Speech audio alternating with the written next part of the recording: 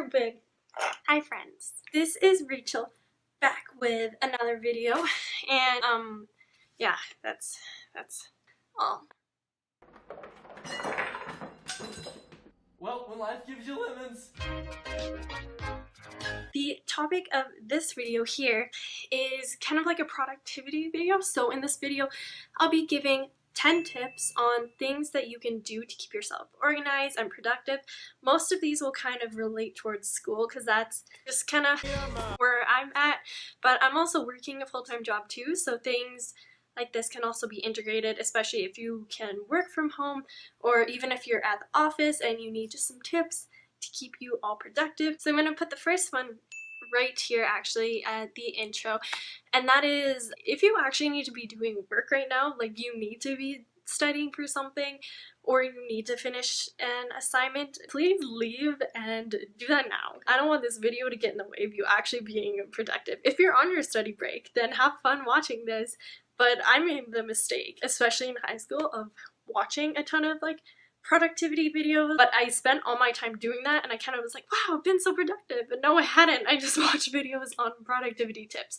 So if you need to do something, please kindly do your thing, then you can come back later. And without further ado, I will be giving you the 9 tips after this.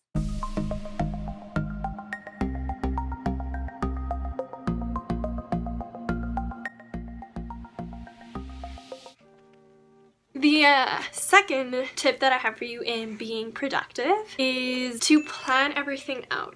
This is like a basic thing you hear everywhere. You can do this in multiple different ways, finding just what works best for you. For some people, it's better to have an app on their phone. For other people, it's good to write it down. I think it's just important that you're able to plan out your day, your week, and your month, because being able to see everything keeps you on a relative time frame of when you're supposed to finish everything.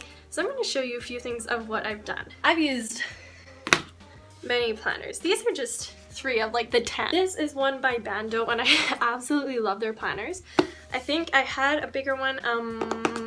I found they work really well, but I would like color code things back then. The one that I'm currently using is a little 2019 one and I love it. It's so cute and aesthetic. I would still have stuff due weekly in university, so I would take a spread over the month and then I plan it out like this. And then when it came down, I would actually take like when I had a test due or something and then go in on those dates and tell myself I made like little acronyms for when I needed to do stuff. Ones over here, these ones would be pretty full because I was on 5 courses and then I had a lot of assignments. And also some people do bullet journaling, and I really thought I still had some bullet journal stuff in here, but it's all just like homework stuff for studying. The next thing, and this actually does still have to do with planning it out, so I'm like really an avid planner. This sounds crazy. There would be some days that I couldn't fit what I needed to do in a day and I had so much to do. So what I did is I picked up this little daily planner and it's from Michael's. But what would happen is I would have busy days and they actually give you a task but like an hour to put it with, and so I would keep track of the hours I was putting on time. And so this would just be for a single day, and this is how I would kind of plan that out. So each daily schedule thing kind of looks like this. This is really helpful for super busy times. I usually used this in exams or when I had a really big assignment. So that is all for tip number 2. It's big. I promise the other ones won't be as big. The third topic or tip I have for you is to use lists. This is like my number 1 tip, I guess. I feel like it's the thing that's helped me the most with school, and you'll even notice when I was showing you my planners, everything was kind of out in a list of the stuff I needed to do. So I'm actually going to be sharing my screen right here, and I will show you how I do this on my phone. So I actually go into my reminders and I've made a daily card, I guess you would call it. In these cards, I have one for every day of the week. And I actually put on like little tasks on there so I can schedule reminders to come up on my phone, but I can also just narrow down exactly what I need to do. Just have it there on my phone, so if I'm in the middle of a class and then I forget I have to have this assignment due by the end of the week, then I just write it down there. So the next thing is within your list, within your planning, is to set goals, and then with those goals, set the priorities. Setting goals is basically for me like setting tasks. I just don't like the word tasks, and I use goals. And so those are things that you have to get done, whether it's something in work or something in school, and then you go through and prioritize them. So this might be because there's a faster upcoming deadline than another item, and so that's usually how I would prioritize mine, but sometimes it's even something I'd rather get done now than I would later. And so even if it's something a little that I can get around out of the way. Good example to use that is actually a Knock Knock product, which these you will definitely recognize them if you've ever walked into a chapter. And then on them it kind of goes, most critical would be nice and not a chance, and then you have your date. So they're kind of small. This is kind of how I prioritize mine.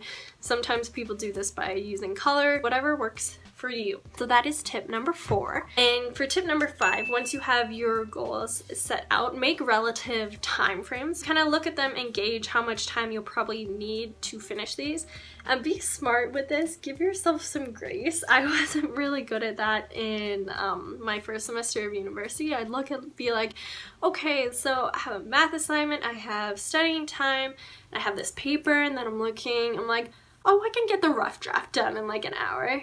No, I couldn't. So some things will take more time than you need, and even some things you're used to doing them and they take a bit more time. So give yourself grace if you go over time, or if you don't always get it completed to the extent you wanted.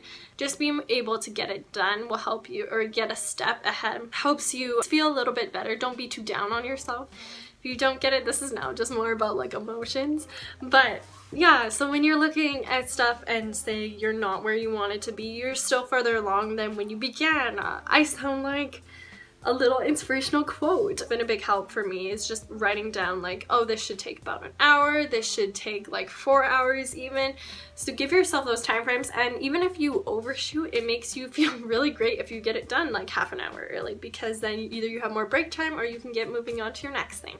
So now we are on tip number 6, and that is to create variation. So when you are outlining what you need to do for a day, what I find works best, or worked best for me, is to create variation in the amount you're working. Instead of doing write this paper, write this post for my class, or even write this blog post, you're doing a lot of writing back and forth. And so I found when I was doing a lot of the same thing over and over and over again, it would make myself really tired, because it might be a different subject, but I felt like I was just doing the same thing over and over and over again. How I dealt with this is I created a bit of variation. And so say I would start off by studying by watching some Khan Academy videos. I'd watch a few Khan Academy videos, then I maybe go write the first paragraph to another essay, and then I would go back and work on like a math assignment. Being able to vary things up actually kept my brain more active, because I knew I wasn't just doing the same thing over and over again.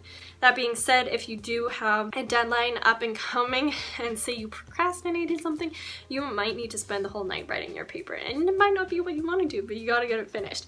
So this is why it's always good to plan in advance, and why I put that tip ahead, because if you've already planned this out, then you don't really need to worry about, oh, I only have one paragraph and it's due tomorrow, right? So if you planned it out and you're working over a week, then if you get one paragraph done in a night and then you go and do something else, then it's totally fine.